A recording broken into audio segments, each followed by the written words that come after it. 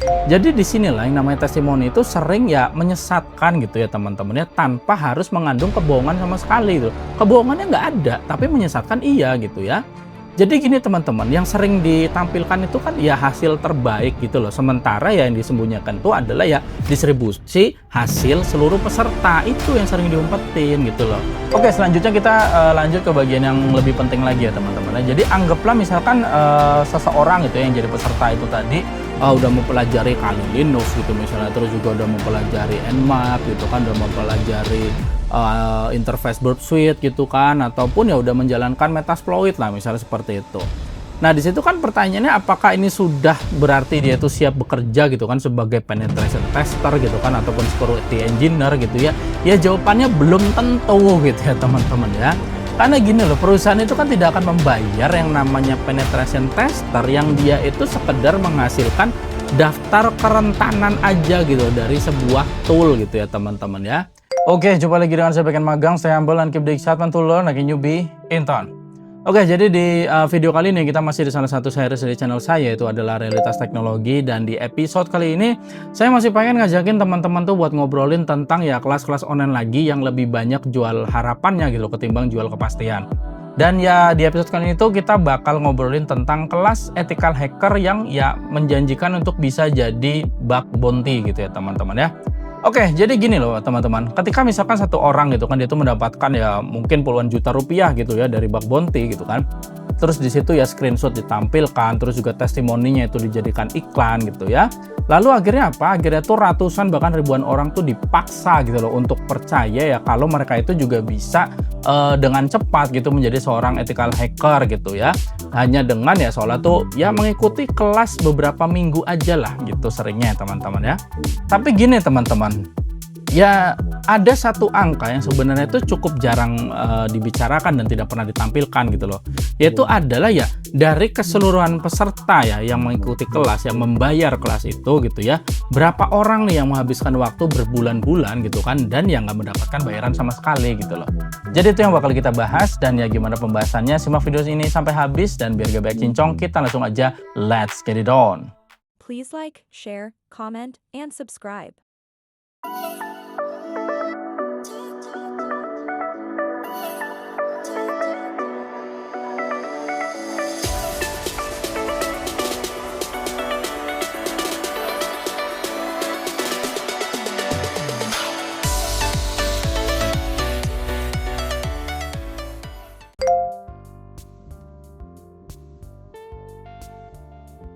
Oke, yang pertama gini teman-teman, ya ini paling tidak menurut keyakinan saya gitu ya, ataupun mungkin kalau teman-teman nanti juga menemukan ya fenomena ataupun pola yang sama dengan yang saya lihat, boleh curhat gitu ya. Jadi gini, yang sering saya temukan menurut keyakinan saya itu adalah gimana kelas cyber security itu dipasarkan di Indonesia gitu ya teman-teman ya.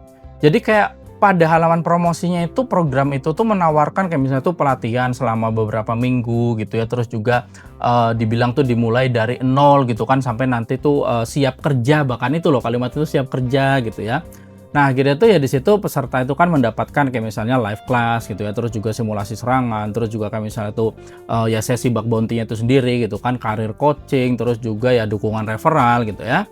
Nah pada halaman yang sama juga gitu kan biasanya tuh ditampilkan gitu loh testimoni seorang alumni misalnya seperti itu, yang dia itu mengaku misalnya dapat 25 juta gitu ya dari ya hasil bug bounty-nya gitu ya teman-teman ya, dalam waktu kayak misalnya tuh 3 bulan gitu setelah dia tuh menyelesaikan program dari kelas itu gitu ya. Jadi teman-teman di sini saya tekankan dulu ya teman-teman ya, saya di sini tidak dalam bisnis untuk mengatakan kalau testimoni tersebut itu palsu gitu, saya nggak mengatakan itu ya teman-teman ya.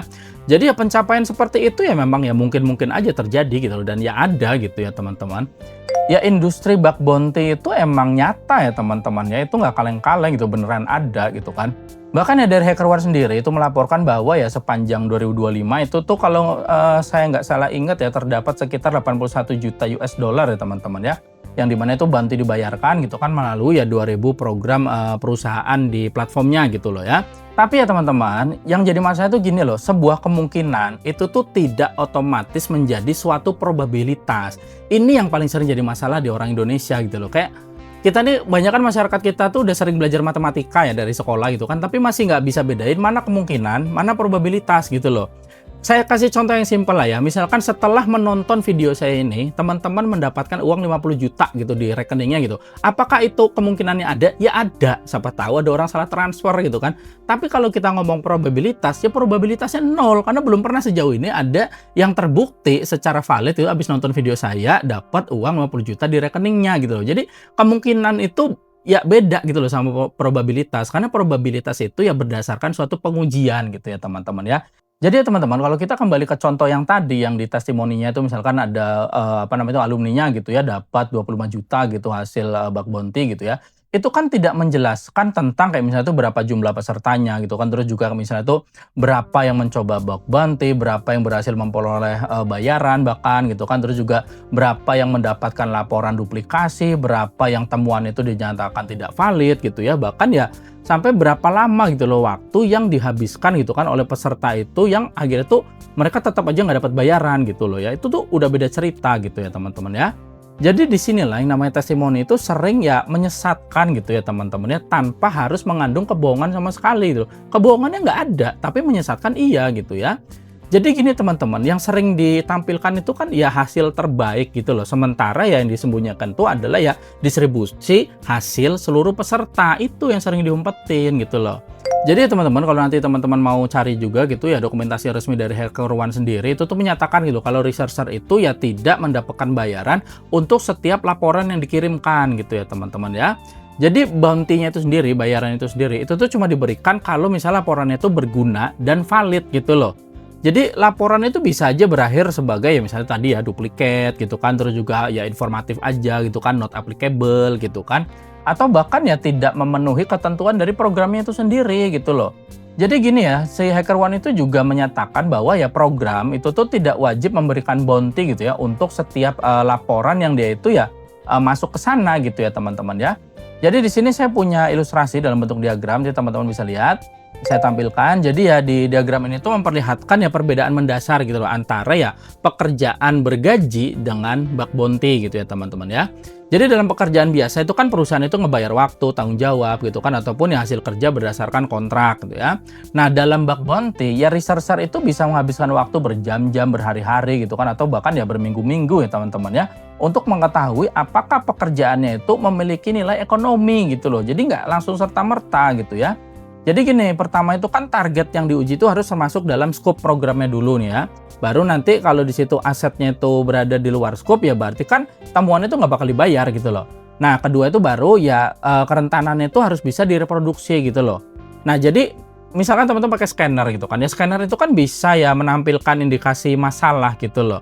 Tapi kalau misalkan ya dampaknya ataupun impactnya itu ya tidak dapat dibuktikan ya teman-teman, ya laporan itu ya bisa dianggap sebagai ya sekedar informatif atau bahkan tidak berlaku gitu loh. Nah baru yang ketiga ya researchernya itu harus menjadi orang pertama, ini yang paling penting nih, harus jadi orang pertama yang melaporkan hal itu ya teman-teman ya. Jadi dua orang tuh bisa banget dia tuh menemukan celah yang sama secara independen gitu ya. Tapi ya dalam banyak program ya cuma laporan valid pertama aja gitu loh yang dia tuh berhak memperoleh bounty-nya gitu ya teman-teman. Jadi bahkan GitHub ya teman-teman ya, GitHub itu kan juga dia secara terbuka dia tuh ya menyatakan bahwa laporan pertama aja gitu loh yang dia itu kalau misalnya valid dan bisa direproduksi itu tuh yang bakal mendapatkan ya penghargaan kalau misalnya terjadi duplikasi ya teman-teman ya. Nah artinya apa ya? Artinya itu kan ya kita bisa aja menemukan suatu celah kerentanan yang benar gitu ya teman-teman ya. Kita bisa membuat laporan yang benar juga gitu kan. Kita bahkan bisa ya menghabiskan waktu yang sama panjangnya gitu loh dengan ya researcher yang lain gitu kan. Tapi karena misalkan orang lain itu melaporkannya itu ya beberapa saat lebih dahulu dari kita ya teman-teman ya berarti pendapatan kita tetap nol gitu ya teman-teman. Jadi gini teman-teman, setelah seluruh tahapan itu pun gitu ya besarnya bounty itu bahkan masih bergantung ya pada severity, dampak gitu kan, terus juga ya kebijakan dari program itu sendiri gitu kan, dan tentunya apa ya keputusan perusahaan. Banyak juga kasus yang benar-benar nggak ada bayaran sama sekali gitu loh. Jadi bug bounty itu bukan gaji ya teman-teman ya, jadi nggak bisa juga dibilang sebagai karir gitu loh. Jadi bug bounty itu apa ya, gampangnya itu bukan kontrak bahwa setiap jam itu penelitian kita bakal dibayar gitu loh, gitu ya teman-teman ya. Jadi ya lebih tepatnya bug bounty itu kita bisa sebut sebagai hadiah bersyarat gitu loh, untuk temuan yang dia tuh unik, valid gitu kan, berada dalam scope programnya itu tadi gitu kan, bisa direproduksi gitu kan, dan tentunya ya dapat memiliki yaitu tadi dampak gitu ya teman-teman ya. Tapi ya ini bukan berarti bug bounty itu jelek ya teman-teman ya, ini ya nggak gitu gitu loh. Bug bounty itu sangat berguna juga untuk melatih kemampuan gitu kan, terus juga ya membangun reputasi, membuat portofolio gitu kan. Terus juga yang membantu perusahaan lah tentunya ya untuk menemukan ya celah yang tidak terlihat oleh tim internalnya gitu loh. Tapi ya ketika kita menjadikan yang namanya bug bounty ini sebagai sumber pendapatan ya tentunya itu kan keputusan yang jauh berbeda dari sekedar menjadikannya itu sebagai sarana belajar ya teman-teman ya. Jadi ya gini teman-teman, sekali lagi namanya testimoni itu kan menunjukkan bahwa sebuah hasil itu bisa aja terjadi ya teman-teman ya. Tapi ya cuma denominator ini loh yang dia tuh benar-benar bisa menunjukkan ya kalau seberapa besar gitu ya kemungkinan itu tuh bisa terjadi kepada kita gitu ya teman-teman ya.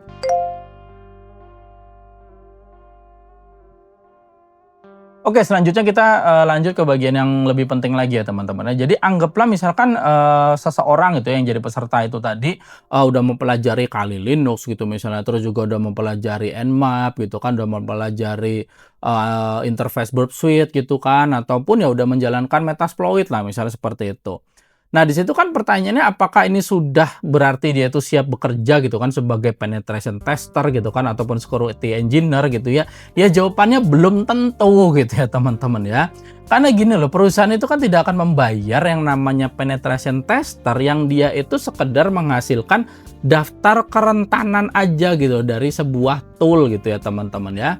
Jadi perusahaan itu membayar siapa ya? Perusahaan itu kan membayar orang yang benar-benar mampu menjelaskan gitu. Yang pertama itu kayak misalnya, apakah temuannya ini benar gitu ya. Terus kayak misalnya itu bagaimana celahnya itu bisa dieksploitasi gitu kan. Terus juga apa nih dampaknya terhadap bisnis gitu kan. Terus juga kayak misalnya itu gimana nih serangan nanti bisa dihentikan. Sampai ya bagaimana kayak misalnya itu ya sistem ini diperbaiki ya tanpa menciptakan masalah yang baru gitu loh. Itu yang dibayar perusahaan gitu loh. Oke, di sini saya tunjukin ilustrasi dalam bentuk diagram lagi ya teman-teman ya. Jadi yang namanya pekerjaan penetration tester itu tuh dimulai bahkan sebelum namanya scanner itu dijalanin. Jadi pertama tuh harus ada scope sama rule of engagement ya teman-teman ya. Jadi engineer itu tuh harus memahami mana nih yang boleh diuji gitu kan. Terus juga metode apa yang diperbolehkan gitu kan. Data mana yang boleh disentuh dan gak boleh disentuh. Terus juga ya kapan ini pengujian harus dihentikan gitu ya. Jadi tanpa izin dan scope ya tindakan yang terlihat sama secara teknis itu bisa banget berubah dari yang tadi itu pengujian keamanan menjadi akses ilegal gitu ya teman-teman ya. Nah di situ baru setelah itu namanya penetration tester itu harus memahami arsitektur sistem dan juga attack surface-nya gitu ya teman-teman ya. Misalnya itu kayak apakah aplikasinya itu monolith atau microservices, terus juga misalnya itu gimana authentication-nya bekerja, di mana authorization-nya itu diperiksa gitu ya. Terus juga apakah namanya API ini diakses dari aplikasi mobile, aplikasi web gitu kan, ataupun ada nggak sih integrasi pihak ketiganya gitu loh. Itu juga gimana kayak misalnya itu session, token, database gitu kan, object storage gitu ya, sampai layanan eksternal ini saling terhubung gitu. Jadi banyak yang harus dipikirin ya teman-teman ya. Nah baru setelah itu kan ya threat modeling sama pengujiannya itu dilakukan gitu ya. Jadi yang namanya automated scanner itu tuh bisa banget ya ngebantu menemukan pola umum memang ya teman-teman ya.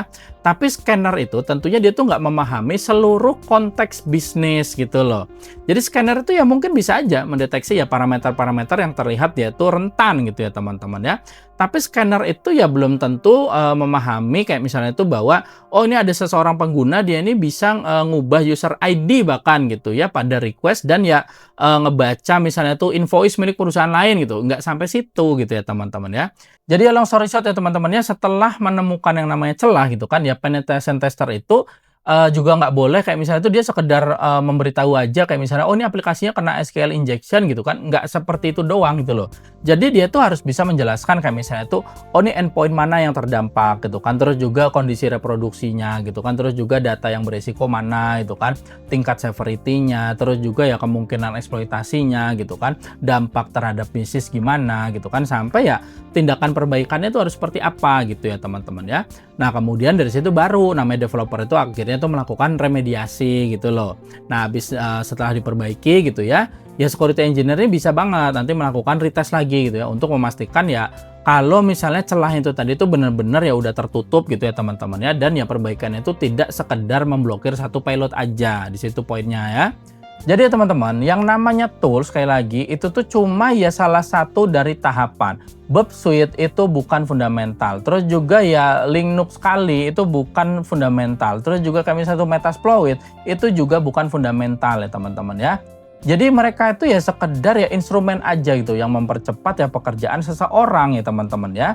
Yang dari awal itu dia itu sudah paham gitu, kayak misalnya jaringan, terus juga ya aplikasi gitu kan, authentication, authorization gitu kan, database, terus juga operating system gitu ya, sampai ya perilaku software ya teman-teman.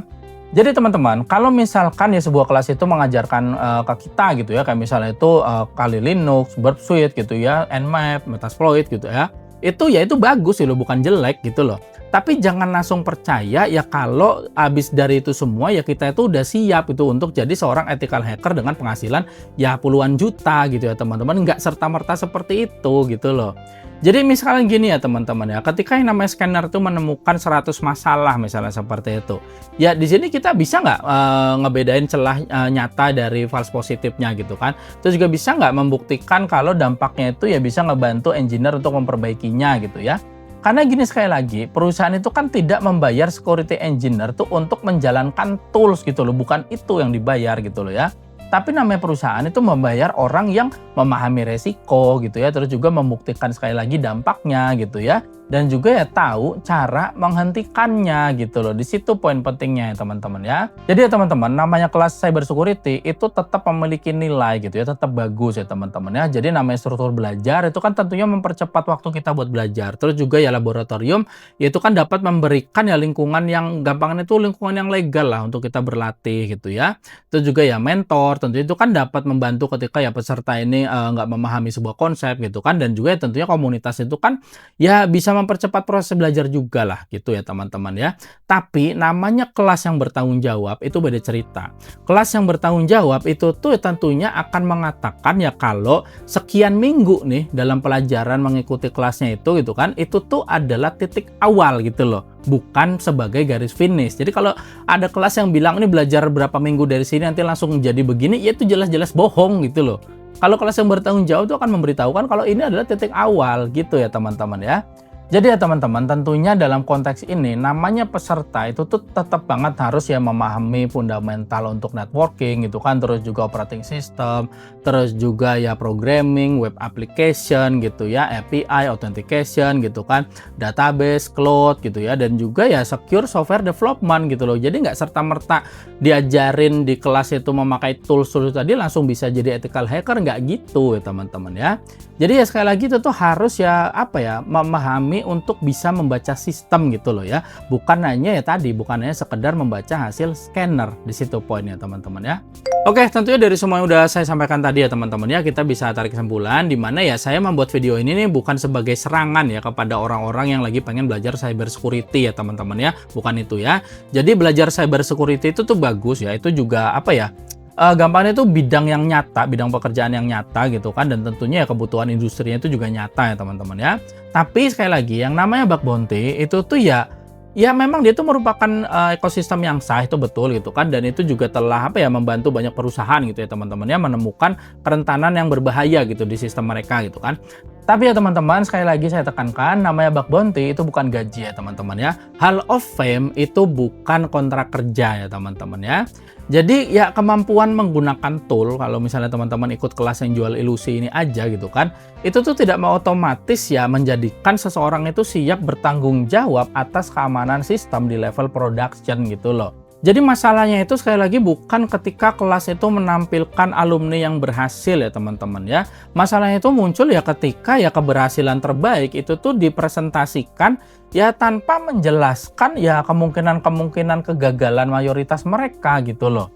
Karena gini teman-teman, di keadaan yang sekarang gitu kan ya masyarakat itu sedang ya cari kerja, cari penghidupan gitu kan.